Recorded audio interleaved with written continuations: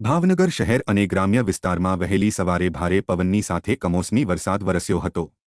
વહેલી સવારે 5 કલાકની આસપાસ અચાનક આવેલા વરસાદથી બહારગામ જતા લોકોને વરસાદમાં ભીંજાવાનો સમય આવ્યો હતો। ભાવનગર શહેરના વર્તેજથી એરપોર્ટ રોડ સુધીના વિસ્તારમાં વરસાદ વરસ્યો હતો, જ્યારે ગ્રામ્ય વિસ્તારમાં માઢિયા, સનેસ, સવાઈનગર, કાળાતળાવ, નર્મદ સહિતના ગ્રામ્ય વિસ્તારમાં વરસાદ વરસ્યો હતો। આ સાથે નારી, સિદ્સર, અકવાડા, અધેવાડા સહિત ઘોઘા તાલુકાના વાળુકડ, નાના મોટા ખોખરા, ખરકડી સહિતના ગામોમાં વરસાદ વરસતા વાતાવરણમાં ઠંડક પ્રસરી ગઈ હતી।